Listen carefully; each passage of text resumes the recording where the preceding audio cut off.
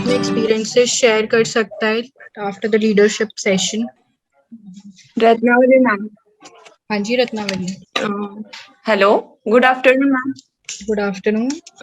जी ma'am, ma'am ने पिछले session में बोला था कि हमें कोई भी काम बड़ा या छोटा नहीं समझना चाहिए। अगर कोई छोटा काम भी कर रहा है तो हमें उसे छोटा महसूस नहीं कराना चाहिए।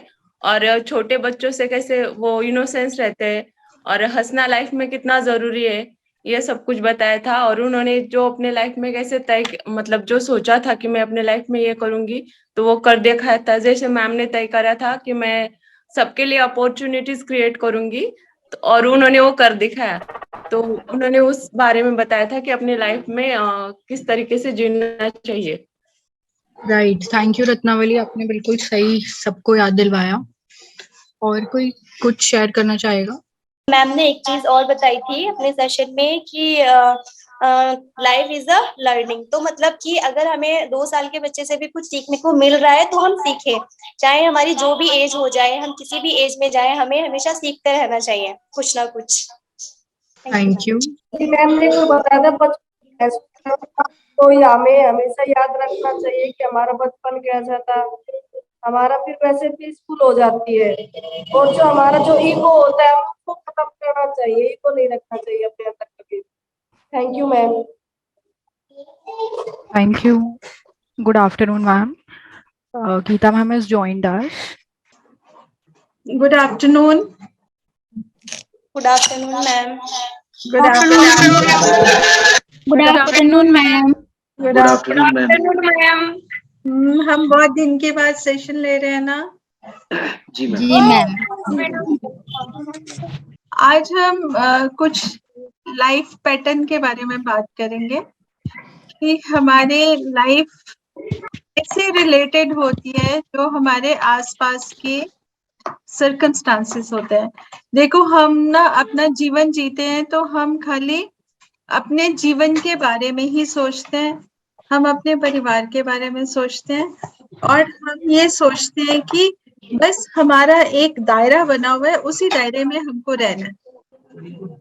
हमारे आसपास एक दुनिया रहती है ना, हम जिसको हम वर्ल्ड कहते हैं, WORLD।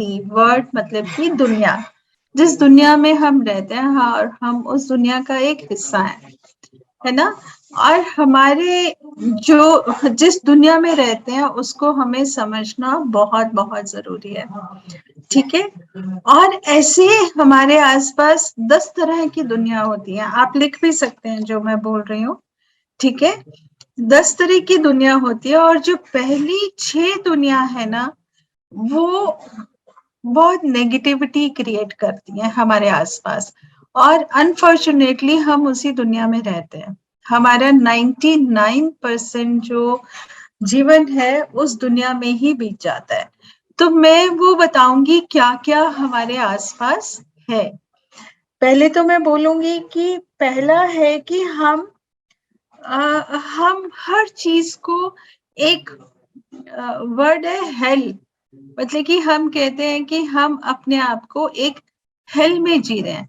हम कभी कभी गुस्से में कह देते हैं ना, पता नहीं क्या किस जेल में मैं जी रही हूँ, है ना। मेरा घर मेरा जेल है, मैं इस जेल से कब बाहर आऊंगी। ये हमारी कन्वर्सेशन होती है नॉर्मल, है ना, कि मैं बहुत बंधा बंधा अपने आप को महसूस करती हूँ, मैं आसमान में उड़ना चाहती हूँ, मैं बहुत कुछ करना चाहती हूँ पर हमारे घर वाले अलाउ नहीं करते। ये हमारी एक जनरल कन्वर्सेशन है।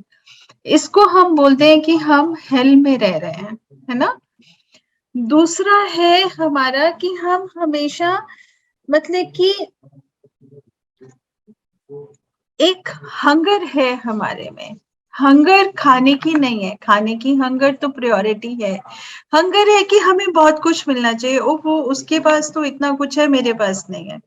वो तो स्कूल जाती है, मैं स्कूल नहीं जाती। वो तो कॉलेज जाती है, मैं कॉलेज नहीं जाती। वो तो बहुत अच्छी ड्रेसेस पहनती है, मैं ड्रेसेस नहीं पहनती। तो ये क्या है, हमारे में एक हंगर आ रही है, एक जो अनडिजायरेबल भूख है ना, वो आ जाती है, ठीक है। हम इसको भी इसी में जीते रहते हैं। और एक आती है जिसको हम पशुता कहते हैं, पशुता क्या होता है कि हम गाली गलौज से बात करते हैं, किसी के बारे में नेगेटिव सोचते हैं, हम किसी को बददुआ देते हैं, कहते हैं कि ये हे भगवान उसके साथ ऐसे हो जाए, उसने मुझे ये कह दिया। नॉर्मल नॉर्मल सोसाइटीज में ये होता है ना। तो एक एक वो बहुत प्रैक्टिकल बात मैं आप लोगों से कर रही हूँ और हम इसको एक्सेप्ट कर लेते हैं अपनी लाइफ में, ठीक है। फोर्थ है एंगर, कि हमें हर बात पे गुस्सा आता है। हम गुस्सा कर लेते हैं कि हमारी लैंग्वेज एनिमैलिटी में कन्वर्ट हो जाती है, पशु जानवर जैसे होते हैं उसमें कन्वर्ट आ जाती है, और फिर हम अपने आप को एक हेल में पाते हैं, और हमें मतलब कि जेलसी भी होती है दूसरों से, राइट। तो ये सब आपस में जुड़े हुए हैं। तो मैंने हेल के बारे में बात की, हंगर के बारे में बात करी, एनिमैलिटी के बारे में बात करी, एंगर के बारे में बोला, और एक होता है रैप्चर। रैप्चर होता है कि हम अपनी जुबान से दूसरों के जख्म क्रिएट कर देते हैं। होता है ना, ऐसे नॉर्मली होता है। हम अपनी जुबान से दूसरों के लिए हम उनको रैप्चर कर देते हैं। रैप्चर मीन्स किसी को चोट पहुंचाना, है ना। हम करते हैं ना ऐसे, नॉर्मल, है ना, नॉर्मली ऐसे होता है। तो क्या हम, ये सब क्या है, ये हमारे पास एक्सटर्नली आता है, एक्सटर्नल आता है ना। बाहर से हम लोगों के साथ गुस्सा करते हैं ना, हम अकेले में बैठ के थोड़ा गुस्सा करते हैं, दीवारों के साथ थोड़ा गुस्सा करते हैं। जब हम कहते हैं कि हेल है, नर्क है, तो जो हमें रिस्पांस मिलता है हमारे समुदाय से, हमारे परिवार से, उसके ऊपर हम ये कमेंट करते हैं ना। गुस्सा हमें क्यों आता है? जब कोई हमें कुछ कह देता है और हमें बर्दाश्त नहीं है, हमें गुस्सा आता है, क्योंकि वो हमारी सोच से मैच नहीं करता, तो हमें गुस्सा आता है, ठीक है। और फिर हम अपने ही वर्ड्स, जो वर्ड्स है ना, उसका एक है सेंटेंस कि words act like sword. Swords क्या होता है? तलवार। तो हम वो अक्षर यूज करते हैं जो एक तलवार की भांति दूसरों को लग जाते हैं, ठीक है। और इन्हीं अक्षरों से हम दूसरों को जख्म पहुंचाते हैं, ठीक है। आप समझे कि हर चीज का दूसरी चीज के साथ कनेक्शन है।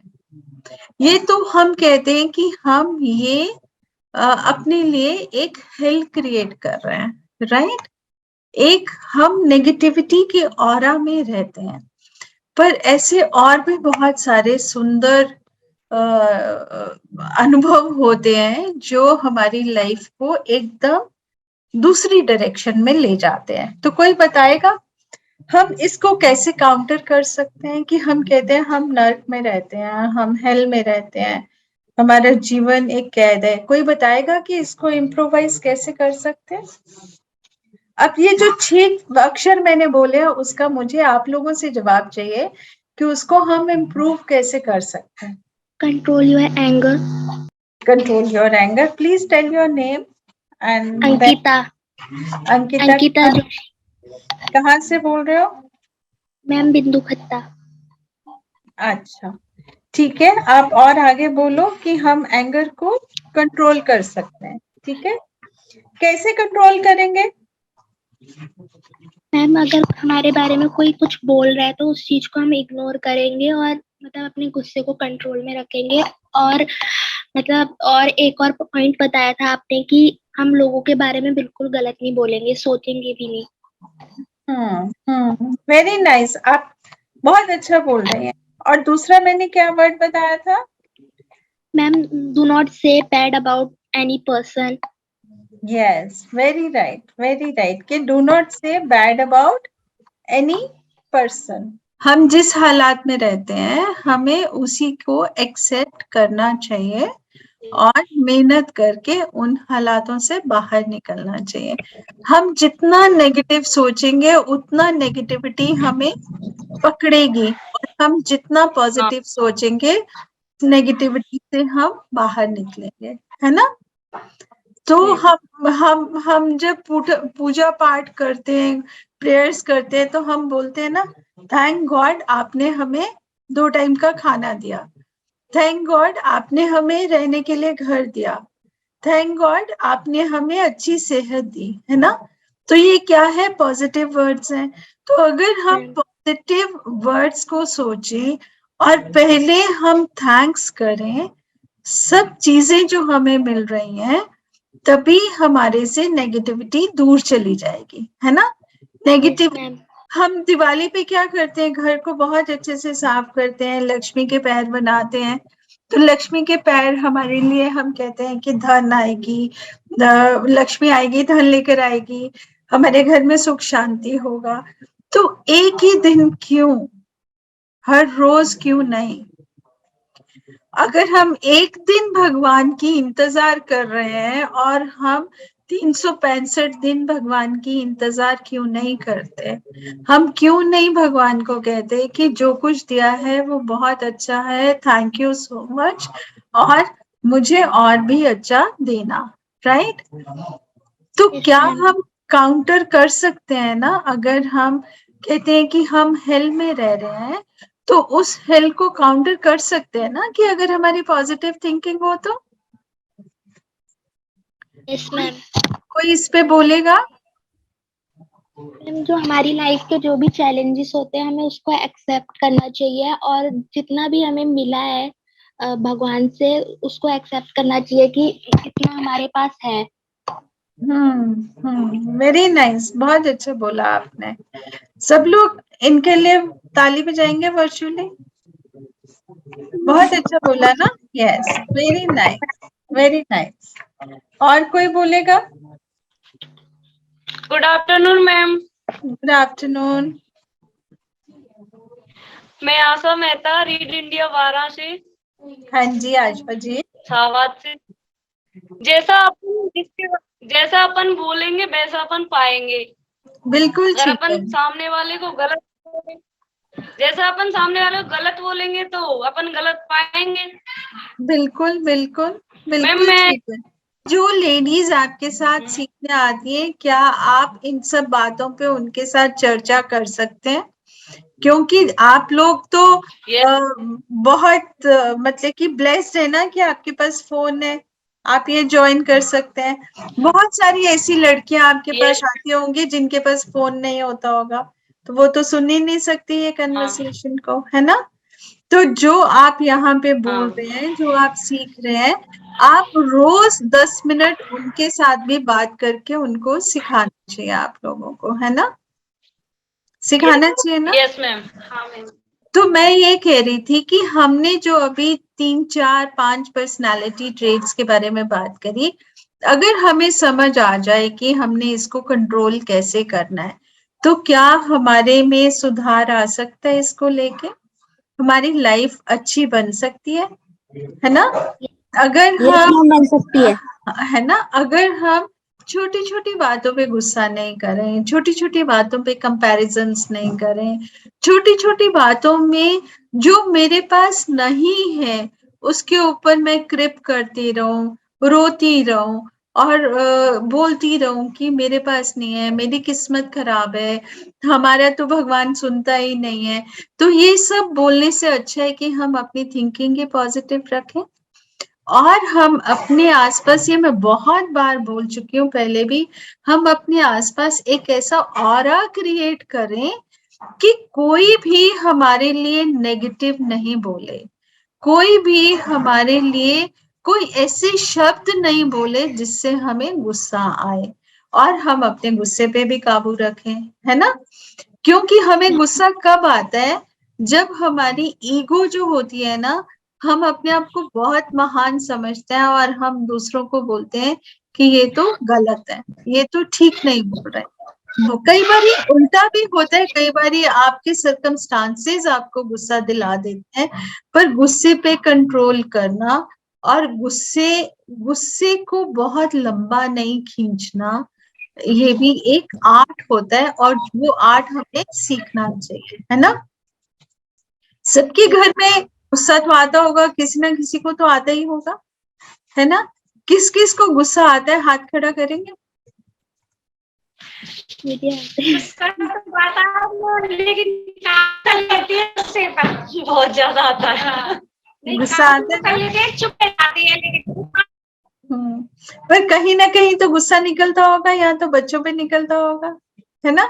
बड़ों पे नहीं निकाल सकते तो हम बच्चों पे निकालते हैं, बच्चों पे नहीं निकाल सकते तो हम किसी और कोई और साधन अपनाते हैं अपना गुस्सा निकालने का, है ना?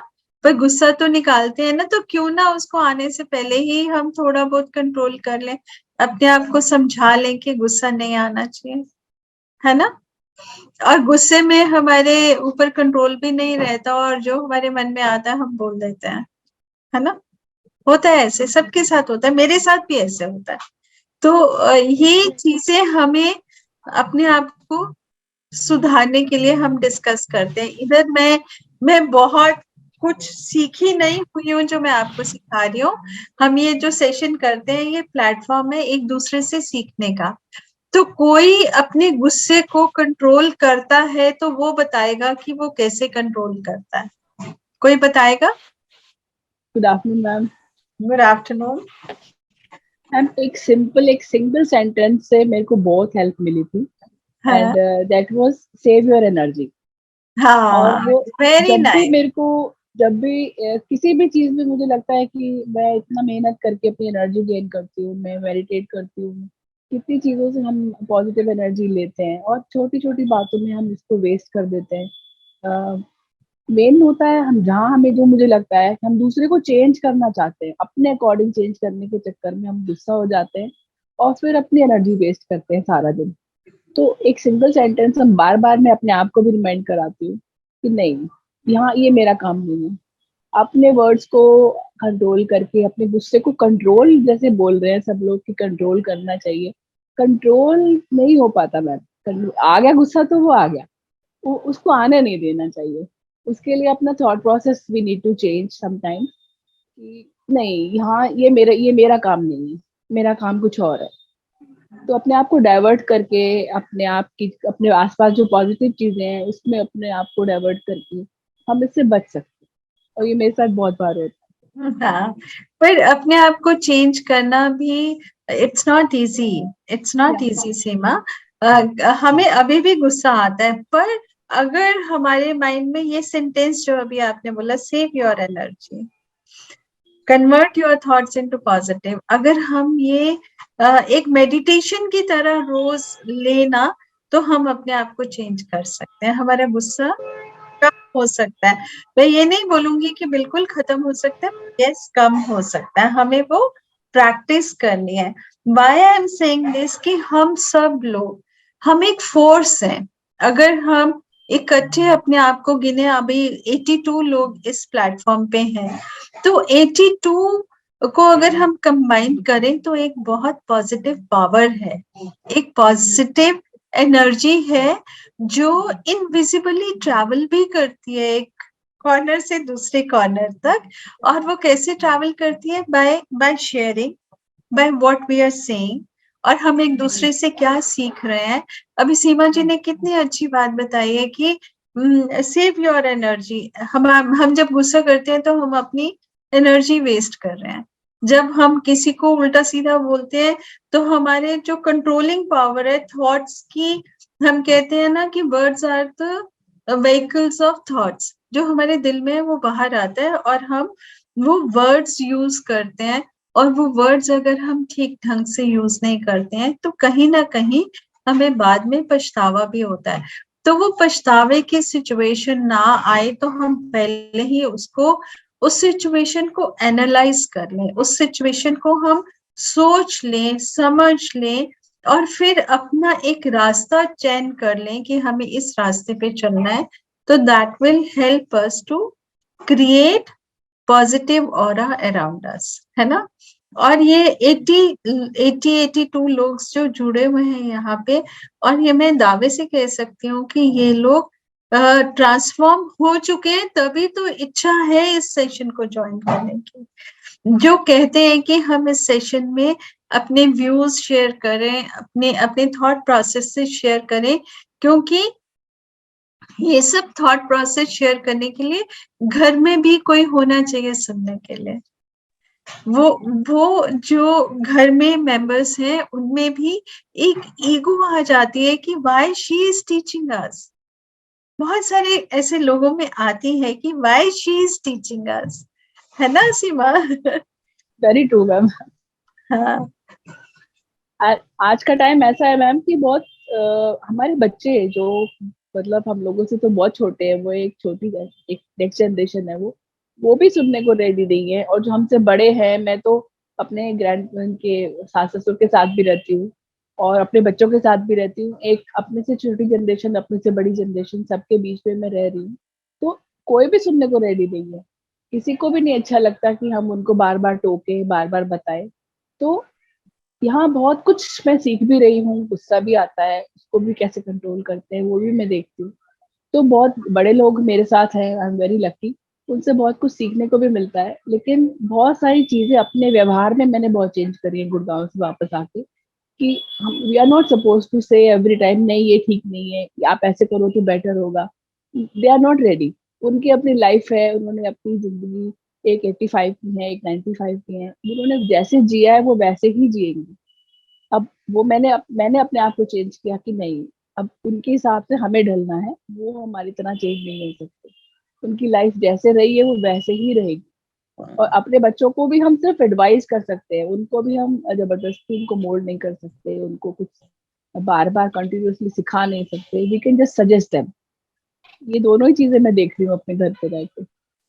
और सीमा जी आपने शेयर करा और मैं ये कहती हूँ कि ये सबके साथ है, बिकॉज ये व्यवहारिक जीवन है जिसमें हम रह रहे हैं। और ये आपके साथ नहीं है, सबके साथ है, because we are the ones. हमारा एज ग्रुप ऐसे है कि हम बड़ों के साथ भी एडजस्ट करते हैं और बच्चों के साथ भी करते हैं, पर आने वाली जनरेशन को ये नहीं फील होगा। आने वाली जनरेशन अपने दायरे में ही रहेगी। तो हमें अपने आप को, जो अभी अभी ये जो 25 to 40 एज ग्रुप है, इनको ये समझने की जरूरत है कि हमें फ्यूचर में अपनी पर्सनालिटी को कैसे डेवलप करना है कि हम इन सब प्रॉब्लम से हट के पीसफुली अपनी लाइफ को जिए।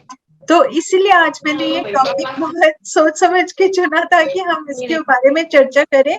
पर ये हमारे डे टू डे लाइफ का एक पैटर्न है कि ये आना ही आना है, गुस्सा भी आना है, एंड हमारे वर्ड्स पे हमारा कंट्रोल भी नहीं रहता है, हमारी सोच भी नेगेटिव चली जाती है, और हम कंपैरेटिव उसमें भी आ जाते हैं कि हमारे पास पैसा नहीं है, हमारे पास घर नहीं है, हमारे पास कपड़ा नहीं है, हमारे पास आराम की जिंदगी नहीं है। इन सब से परे हटके अगर हम अपनी लाइफ का एक मिशन बनाएंगे और इस मिशन मोड में जिएंगे तो हमें ये सब कुछ ऑटोमेटिकली ढलता जाएगा। मेरा ये कहने का मतलब है इस सेशन में कि ये सब कुछ ऑटोमेटिकली ढलता जाएगा, पर हमारा अगर लाइफ का मिशन है कि मैं दूसरों के लिए क्या कर सकती हूँ। Am I right? यही है ना? Yes ma'am. मैं दूसरों के लिए क्या कर सकती हूँ? मुझे अपनी जीवन का कुछ टाइम दूसरों के लिए अच्छा करने के लिए निकालना है ना? तो अच्छा करना, आप उसको कंपेयर मत करिए कि घर का काम है, मुझे रोटी बनानी है, मुझे कपड़े धोने हैं, मुझे सब्जी बनानी है, मुझे, वो तो आपकी रिस्पॉन्सिबिलिटी है। आप फर्क समझिए रिस्पॉन्सिबिलिटी और मिशन में। रिस्पॉन्सिबिलिटी है क्योंकि आप घर के मेंबर हैं, आपको ये सारा काम करना है, अपने लिए भी करना है और घर वालों के लिए भी करना है। पर मिशन है कि मैं समाज के लिए क्या कर सकती हूँ, समाज के लिए अच्छा क्या कर सकती हूँ। वो जो आप समाज के लिए अच्छा करेंगे ना, वो जो सेंस ऑफ सेटिस्फेक्शन आपको मिलेगी ना, that will create positive energy for you. उसमें फिर ये सब हट जाएगा कि मेरे को गुस्सा आ रहा है, मेरी कंडीशन अच्छी नहीं है, मैं कंपेयर कर रही हूँ दूसरों के साथ। बट जो सेंस ऑफ हैप्पीनेस और सेटिस्फेक्शन आपको मिलती है समाज के लिए कुछ करने के लिए, एक मिशन मोड में अपनी जिंदगी को जीने के लिए, that is the power for you only. वो आपका है, वो आपसे कोई नहीं ले सकता। उस पावर को इकट्ठा करिए अपने में, ठीक है। हाँ, अगर आप ये मिशन अपनी लाइफ का कुछ बना लेंगे तो वो जो पावर है वो रिचनेस है आपकी। लोग पैसा इकट्ठा करते हैं, आप पावर इकट्ठी करिए और उस पावर को इकट्ठी करिए कि अपने आप में एक ह्यूमिलिटी लाइए। आप प्राउड फील नहीं करिए, आप करिए thank God, God has given you this opportunity. आपको ये अपॉर्चुनिटी मिली है दूसरों के लिए कुछ करने के लिए। और सोशल डेवलपमेंट में अगर ये थॉट प्रोसेस आ जाता है कि what we can do for others, हम दूसरों के लिए क्या कर सकते हैं, हम दूसरों के लिए अच्छा कैसे कुछ सोच सकते हैं। अगर हम कुछ नहीं कर सकते, हमारे पास वो जरिया ही नहीं है कुछ करने के लिए, पर एटलीस्ट हम उनके लिए भगवान से प्रार्थना तो कर ही सकते हैं ना। वो तो कोई हमें रोकता नहीं है ना। तो अपने थॉट प्रोसेस को कैसे बिल्ड करना है, कैसे उसमें से पावर जनरेट करना है, कैसे उस पावर को अपने लिए एक बैंक अकाउंट बनाना है। मैं बहुत सिंपल वर्ड्स में बता रही हूँ कि एक बैंक अकाउंट बनाना है, क्योंकि वो पावर ही आपका धरोहर है जो आपको, जब आप बड़े हो जाएंगे, आपकी विजडम डेवलप हो जाएगी। लोग आपके पास आके पूछेंगे कि आपने सारी उम्र इतना सोशल डेवलपमेंट का काम किया है, आप हमें भी गाइड करिए। समाज में आप कुछ भी गलत होते हुए आप अगर बोल नहीं सकते हैं तो एटलीस्ट कुछ चंद लोगों को समझा सकते हैं कि ये गलत है, ऐसे नहीं करना है हम, है ना। तो तभी जुड़ने का फायदा है। ये जो हम ऑनलाइन सब बात करते हैं ना, मैंने 3 चीजें बोली हैं कि ये जो डेविल्स हैं हमारी लाइफ में, 6-7 जो मैंने काउंट करवाए थे, उनको कम करने की प्रयास करिए। फिर कुछ अच्छा करिए दूसरों के लिए। रिस्पॉन्सिबिलिटी और मिशन में फर्क समझिए। मेरे लाइफ के रिस्पॉन्सिबिलिटीज ये हैं, मेरी लाइफ का मिशन ये है।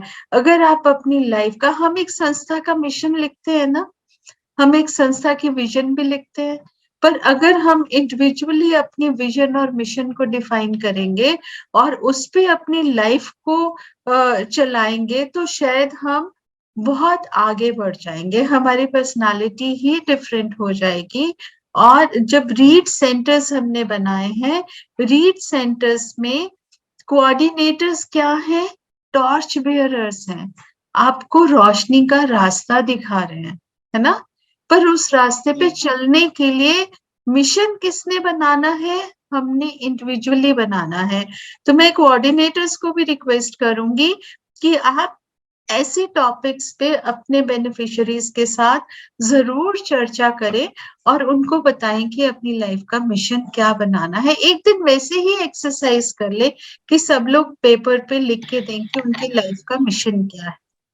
आप देखिएगा इतनी अच्छी प्रस्तुति आपके पास आएगी और आप एक दूसरे से इतना अच्छा सीखेंगे कि मेरी लाइफ का मिशन है कि मुझे 10 लोगों को और ट्रेनिंग देनी है। मेरी लाइफ का मिशन है कि मैंने गुस्सा नहीं करना है। मेरी लाइफ का मिशन है कि मैं एक ऐसा लीडर बनूं जिससे मैं लोगों को समझाऊं कि अपनी लाइफ को कैसे जीना है, राइट। तो आप देखिएगा बहुत बहुत वैरायटी के मिशन आएंगे। और अगर मैं ये सोच रही हूँ कि यहाँ पे 79 या 80 लोग जुड़े हैं, कम से कम आप 500,000 लोगों का तो मिशन लिख के ले ही सकते हैं, क्योंकि आपके यहाँ पे बहुत सारे लोग आते हैं, बहुत सारी लड़कियां आती है सीखने के लिए जिनकी लाइफ में कोई गोल डिफाइंड नहीं है। अपनी लाइफ के गोल डिफाइन करना है, अपनी लाइफ का मिशन डिफाइन करना है और उस मिशन को कैसे अचीव करना है, उसके लिए अपने में पावर लानी है। और वो पावर कैसे आएगी, जब हम इन डेविल से दूर रहेंगे तो। एम आई राइट? सीक्वेंस समझ में आ गया सबको? Yes ma'am. Yes ma'am. अब कोई बोलना चाहेगा इस पे तो बोलिए। मैम मैं बोलूं? हाँ जी बोलिए। मैम एक पॉइंट ये भी ऐड कर सकते हैं कि हमें अपनी वर्क लाइफ बैलेंस करना चाहिए, मतलब पर्सनल लाइफ और प्रोफेशनल लाइफ को कभी मिक्स नहीं करना चाहिए। पर्सनल लाइफ में हम कुछ और होते हैं और प्रोफेशनल लाइफ में हम कुछ और होते हैं।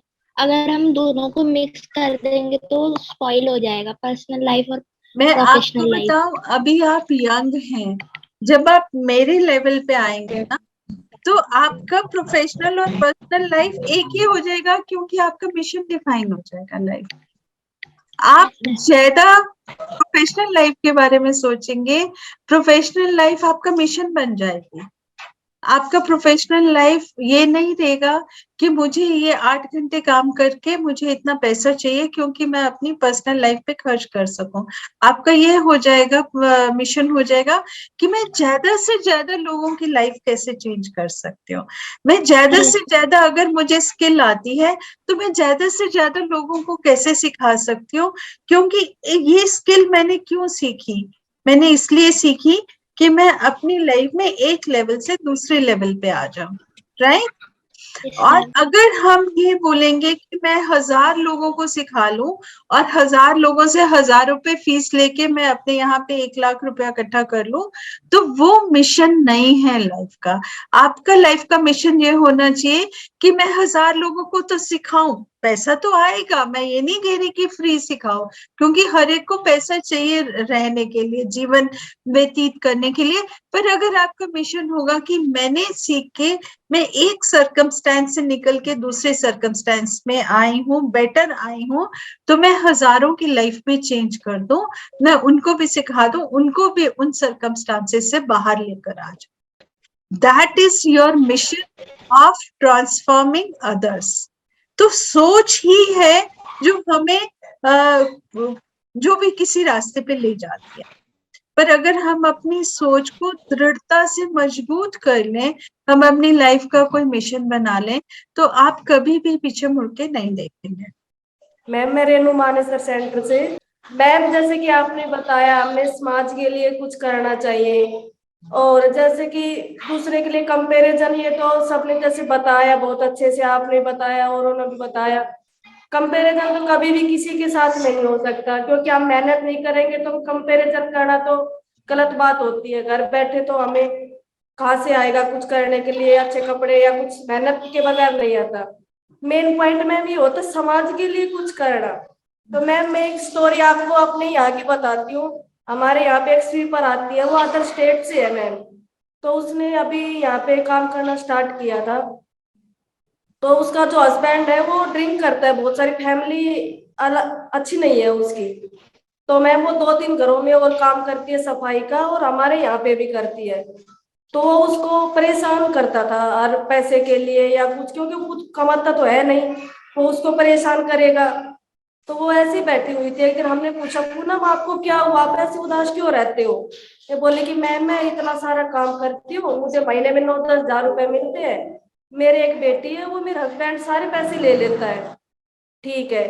तो एक दिन उसके हस्बैंड ने हमारे पास कॉल किया प्रियंका मैम से कि पूनम की सैलरी आ गई। हमने बोला कि आप यहाँ हमारे काम करते हो? बोला नहीं। तो आप क्यों पूछ रहे हो पूनम की सैलरी आ गई? फिर बोला नहीं, वो मेरी वाइफ है ना, वो काम करती है यहाँ पे।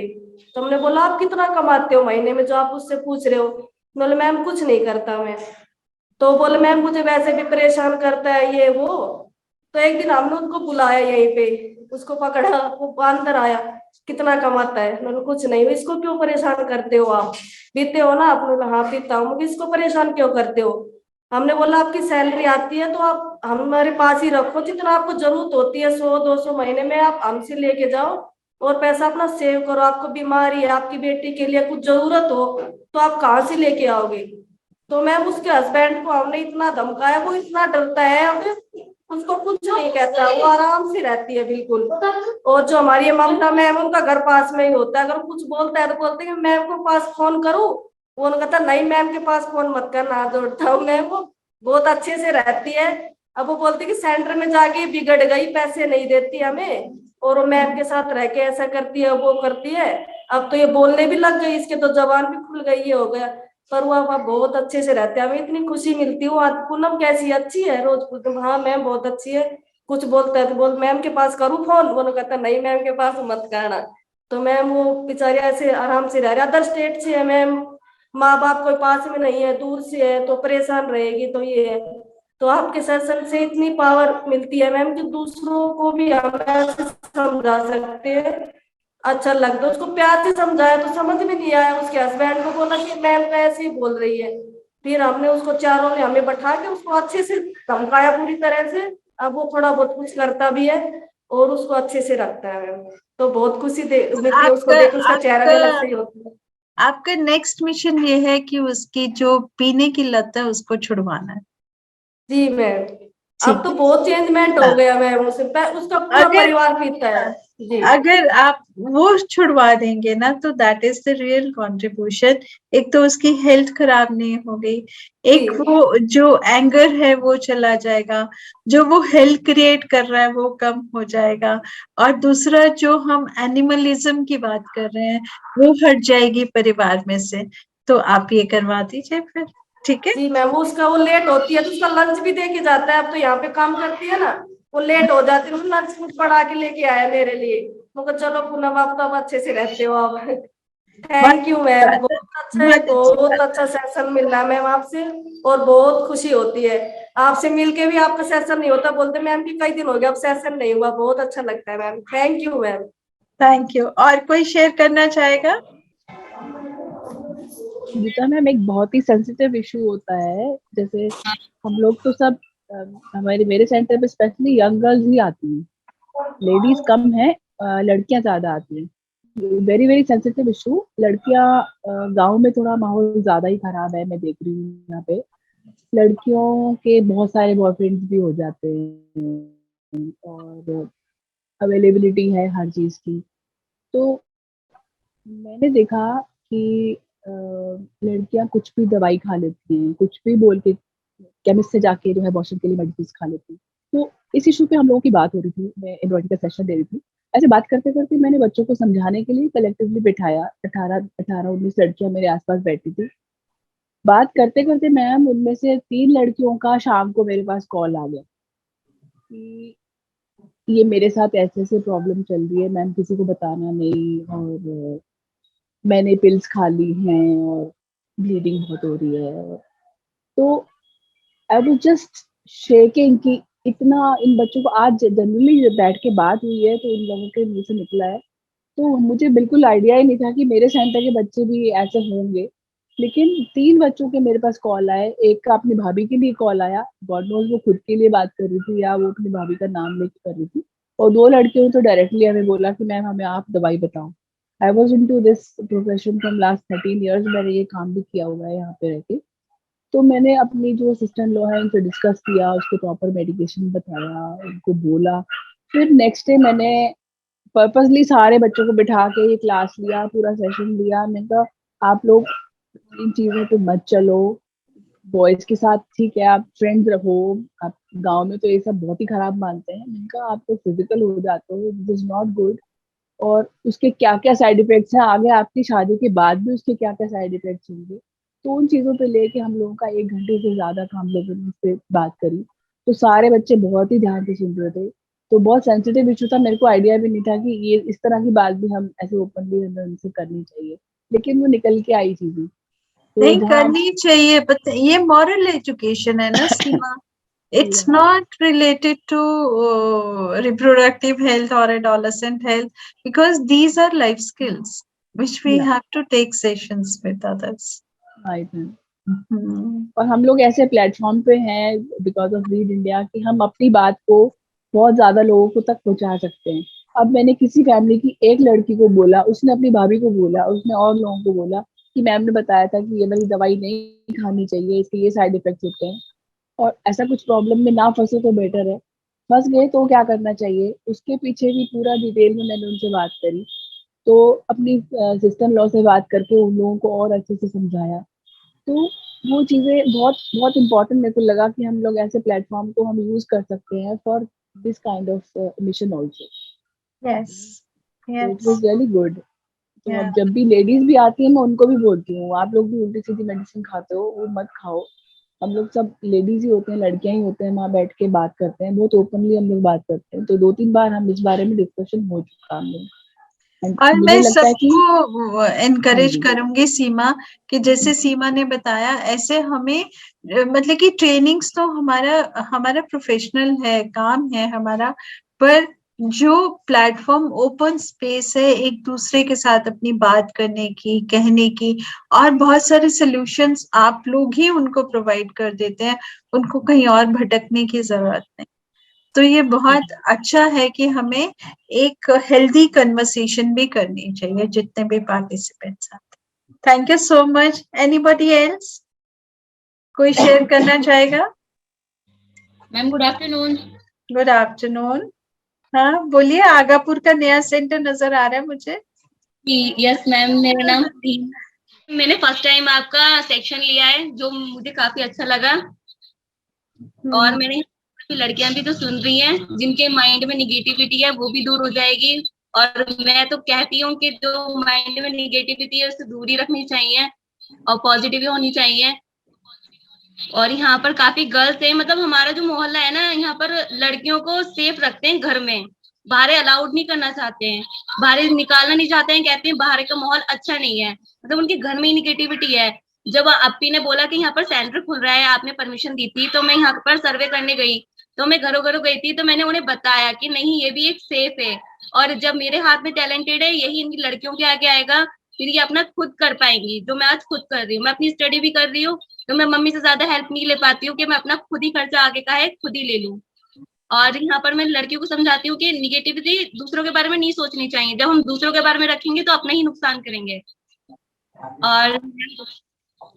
और अपने अपने सब पैरों पे खड़े हो, ये तो बहुत ही अच्छी बात होती है, क्योंकि गर्ल्स पावर इज बहुत अच्छी बात है, इसी यही सेंटर को लेकर हम चला रहे हैं। तो यही आपने मैम हमें बताया था कि गर्ल्स मतलब निगेटिविटी नहीं रखनी चाहिए, एक मतलब मिशन होना चाहिए इंसान का कि हमें यहाँ तक पहुंचना है। आपका मिशन क्या है? मैम कि हम इतना सक्सेस पा रहे हैं कि हमारी लड़कियां जो आ रही हैं हमारे सेंटर पे वो भी आगे सक्सेस पाएं और वो आगे सिखाएं। वेरी वो भी nice, thank you so much. बहुत अच्छा लगा नए सेंटर को देख के, सब लड़कियों को देख के, सब लड़कियां बहुत अच्छे से सीखें और आगे बढ़े अपनी लाइफ में। ठीक है, ठीक है। Thank you so much. जो नहीं जानते, ये फरा की छोटी सिस्टर है, ये सिलाई सिखाती है, और इसने अपने घर में ही एक हॉल दिया है बड़ा, और क्योंकि वहां पे लड़कियां कुछ नहीं करती हैं, तो ये अभी सबको बुला के इकट्ठा उनको सिलाई सिखा रही। Thank you. और कोई कुछ कहना चाहेगा? मैं रत्नावली बात कर रही हूँ मैम। जी रत्नावली, कैसे आप? बहुत बढ़िया, और आपसे ही सीखा है हमेशा बढ़िया ही रहना। और मैं आपका हर सेशन बहुत दिल से सुनती हूँ मैम, और बहुत ध्यान लगा के सुनती हूँ कि आप क्या समझाते हैं। इनफैक्ट आपके हर वर्ड में कुछ मीनिंग रहती है कि आपको क्या करना चाहिए, कैसे करना चाहिए। मैं भी अपनी तीनों जनरेशन के साथ रहती हूँ, जैसे मेरे छोटे बच्चे हैं, देवर के बेटे, फिर मेरी दादी सास है, तो इन सबका सुनने के बाद कभी कभार माइंड में निगेटिविटी भी आ जाती है, ऑफिस में भी निगेटिविटी आ जाती है, बट हमेशा उस निगेटिविटी को भी पॉजिटिव वे में कैसे लेकर जाना है, ये आपके सेशन से मतलब सीखने को मिलता है। और हर दिन अपना कैसे अच्छे से गुजारे, ये आपका सेशन होने के बाद समझ में आता है। बहुत है। मैं भी सीखती हूँ आप लोगों से ना, आपसे बात करने के बाद मुझे एक कॉन्फिडेंस आता है कि जो मैं शेयर कर रही हूँ वो ठीक भी है कि नहीं। जब आप उसको एक्सेप्ट करते हैं तो मुझे कॉन्फिडेंस मिलता है कि हाँ ये ठीक है, इसके ऊपर बात होनी चाहिए। जी मैम, बहुत बार लगता है कि आप तो हमारे रियल लाइफ से जुड़े बातें कर रहे हो। मतलब आज भी आपने जो लाइफ में बोले कि आपके 6 जो रहते हैं, एंगर रहता है, हंगर रहता है सीखने का, जेलसी होती है किसी से, तो ये सारी चीजें हमारे अंदर चलती रहती है, बट इनको साइड में रख के अपने मिशन पे कैसे फोकस करना है, ये हम आपसे समझ पाते हैं कि अपना जो मिशन है उस पर ही फोकस करो और अपने गोल्स को अचीव करो। Yes, exactly. Thank you so much Ratnavali. Take care, all the best. Thank you ma'am, thank you so much. Thank you.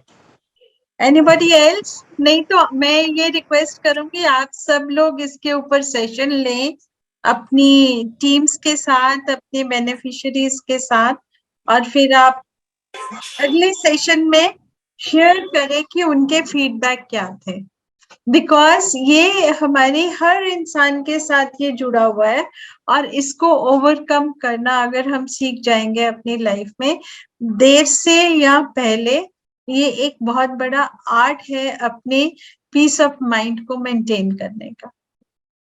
ठीक है, thank you very much. Anybody wants to share? Good evening ma'am, Praveen बात कर रहा हूँ Pune centre से। हाँ जी Praveen, after a long time. Yes ma'am, मैं आपको आज जो आपने बात की मिशन के ऊपर, तो हम ये मिशन चलाना चाहते हैं कि पिछले कुछ दिनों से हम उसके ऊपर काम कर रहे हैं कि जैसे हमारे यहाँ 365 डेज स्कूल चलता है, वैसे ही हम यहाँ पे 365 डेज कम्युनिटी सेंटर कैसे चले, इसके ऊपर हम काम कर रहे हैं। तो जो जो इंटरवेंशंस हम कर रहे हैं, जैसे कि आपने कहा कि हर वक्त हमें पॉजिटिव एनर्जी के ऊपर काम करना चाहिए या पॉजिटिव एनर्जी सीख करनी चाहिए। तो अभी जो बच्चे स्कूल जाते हैं, क्योंकि 5 बजे जैसे स्कूल छूटता है, उसके बाद बच्चे आते हैं सेंटर पे, तो हमारे यहाँ 5:30 बजे स्कॉलरशिप की टीचिंग चालू होती है। और दूसरे सेंटर पे सुबह से ही हम जो हाउस वाइफ्स वगैरह आती है उनके सेशंस लेते हैं। और स्टिचिंग और स्विंग का भी हमने नए से चालू किया है, तो उसके 2 महीने हुए, तो अभी वहाँ पे काफी अच्छा रिस्पॉन्स आ रहा है। तो वहाँ पे भी जो स्कूल जाने वाली गर्ल्स हैं, उन्होंने डिमांड करी है कि आप संडे पे भी स्टिचिंग और स्विंग का चालू रखिए, जिसकी वजह से हम छुट्टी के दिन वहाँ पे आ सकते हैं। तो हमने अभी वो सेंटर स्टिचिंग और स्विंग का भी हम संडे को चालू रख रहे हैं। तो यहाँ पे हम ये कोशिश कर रहे हैं कि जैसा पॉजिटिव इन्वायरमेंट आप कह रहे हैं वो बिल्डअप करने की कोशिश कर रहे हैं, और ये सिस्टम हम बनाने की कोशिश कर रहे हैं कि ये सस्टेनेबल मॉडल थ्रू कैसे डेवलप है, जो कि हमारे मिशन में इन्वॉल्व है ऑलरेडी, कि हम ये चाह रहे हैं कि ये सस्टेनेबल मॉडल हो। तो हमारा यही मिशन रहेगा कि 365 डेज कम्युनिटी सेंटर खड़ा रहे और जो स्मार्ट विलेज में कंट्रीब्यूट कर सके कि रीड इंडिया एक जो ऐसा फैक्टर है वो कैसे उसमें इन्वॉल्व हो सकता है। सो बस यही हमारा मिशन है, और जो आप आज आपने बात कही वो उस पे ऊपर हम काम कर रहे हैं, और इससे आगे भी करना चाहते हैं, यही हम बताना चाहते हैं। Thank you Praveen. मैं सबको इंट्रोड्यूस कराना चाहूंगी, ये पुणे में हमारा सेंटर है, उनके कोऑर्डिनेटर हैं। और पुणे में एक ऐसा सेंटर है काडलवाड़ी, आप उसके बारे में बताइए, कौन से बच्चे पढ़ने आते हैं वहां पे? यस मैम, कडलवाड़ी सेंटर में ज्यादातर बच्चे जो माइनिंग कम्युनिटी में वर्कर्स काम करते हैं उनके बच्चे आते हैं, और दूसरे जो बच्चे होते हैं वो हमारे यहाँ जो MIDC है उसमें माइग्रेटेड जो लेबर्स वगैरह आते हैं उनकी फैमिली से बिलोंग करते हैं। सो ज्यादातर बच्चे मार्जिनलाइज कम्युनिटी से है, लेकिन हम उनको जो फ्री ऑफ कॉस्ट टीचिंग दे रहे हैं, जो कोर्सेज प्रोवाइड कर रहे हैं, उनको काफी अच्छी तरह से उनको हेल्प हो रही है। माइनिंग कम्युनिटी से कुछ बच्चे आते हैं जिनको पहले कंप्यूटर चलाना नहीं आता था, वो अब खुद की पेंटिंग्स, खुद के कुछ डिजाइन्स बना सकते हैं। और साथ में साथ कुछ ऐसे बच्चे हैं जिन्होंने स्कॉलरशिप में अच्छे मार्क्स पाए हैं ड्यू टू स्कॉलरशिप टीचिंग जो यहाँ पे हर रोज होती है। तो एक 4 बच्चे थे जिन्होंने काफी अच्छे मार्क्स लाए, उनका हमने फेलिसिटेशन प्रोग्राम भी किया था, जो अभी न्यूली सिलेक्टेड PSI यानी कि सिविल सर्वेंट है उनके हाथों से। तो उसकी वजह से हमारा रिस्पॉन्स काफी अच्छा बढ़ रहा है, और स्टूडेंट जो है रेगुलरली सेंटर पे आ रहे हैं, और स्कूल पूरे दिन स्कूल करके भी वो सेंटर पे आते हैं। और साथ में साथ जो हमारा दूसरा सेंटर है कारेगांव, वहाँ पे भी ज्यादातर कम्युनिटी वर्किंग कम्युनिटी है, जो हाउस वाइफ दोपहर को फ्री रहती है, वो वहाँ पे आके कंप्यूटर ट्रेनिंग लेती है। हमारी जो सुवर्णा मैम और विद्या मैम है वो उनको काफी अच्छी तरह से गाइड करती है, और उसी बेस पे हम काम कर रहे हैं कि ज्यादा से ज्यादा लोगों को हम ये जो हमारा मिशन है वो उनके तक पहुंचे। बस यही हम काम जारी रख रहे हैं। Thank you so much Praveen, thank you ma'am for sharing. और कोई शेयर करना चाहेगा? Good evening ma'am, Sunita this side from Sheetla colony. हाँ जी Sunita ji, good evening. Ma'am, अभी स्कूल में जो इकोम के अंडर हम काम कर रहे हैं, अभी 63 स्टूडेंट्स रजिस्टर कर चुके हैं हम। और पेरेंटिंग सेशन बताया भी शिवानी मैम ने, तो उसमें जैसे मैंने भी पूछा पेरेंट्स को कि आपको कम्युनिटी के और स्कूल में और स्प्रिंगवुड स्कूल में क्या फर्क लगता है, आप यही क्यों बच्चा भेज रहे हो, 10-15 मिनट वॉकिंग करके भी आ रहे हो, क्यों आ रहे हो?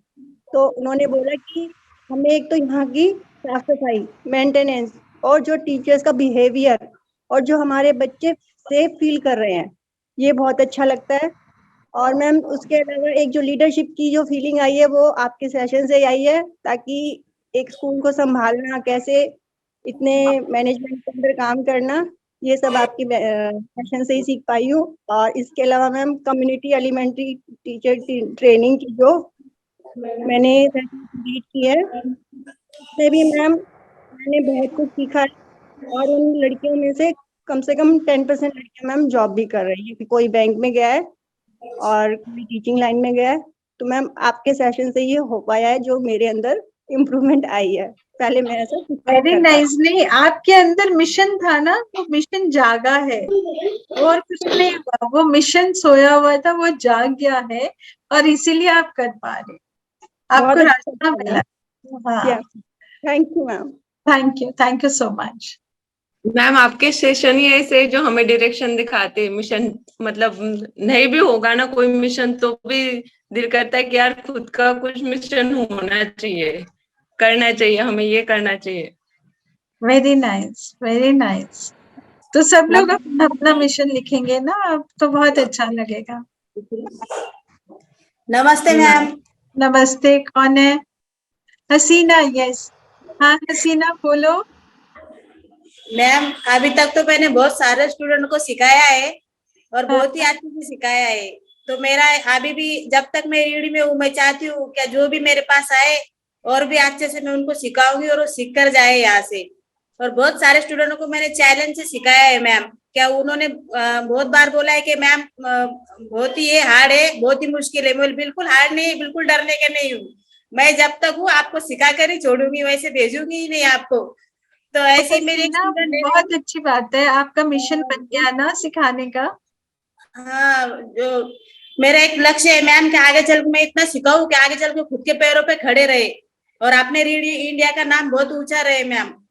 और पर आते हैं आपका नाम, आपको भी सब जानते हैं मैम, तो आपकी भी बहुत तारीफ करते हैं कि आपने हमारे लिए बहुत अच्छा किया बोल के। और ऐसे ही मेरी एक स्टूडेंट है कविता बोल के। नमस्कार मैम। नमस्ते नमस्ते।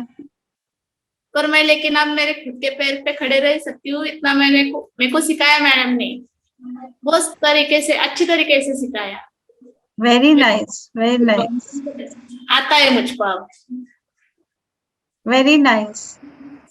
हसीना, थैंक यू सो मच। आप इतना अच्छे से मिशन बना के सिखा रही हैं सबको, तो बहुत अच्छी बात है। और बहुत सारी हसीना जैसी लड़कियां हमारे साथ जुड़ी हैं जो बहुत अच्छा काम कर रही हैं। Thank you ma'am. मैं यूसरा रीडिंग सेंटर से रामपुर। हाँ जी, मुझे आपका सेशन बहुत अच्छा लगता है और मैंने ये फर्स्ट टाइम दिया है, सर से सुना था इस बारे में, तो इस वजह से मैंने आज ये अटेंड किया है सेशन आपका। मुझे अच्छा लगा, आपकी सारी बातें सुनकर मुझे बहुत अच्छा लगा। और मैं इस सेंटर पे इसी वजह से आ रही हूँ कि कुछ आगे बढ़ सके, हम कुछ कर सके और अपने साथ औरों को भी लेकर चल सके।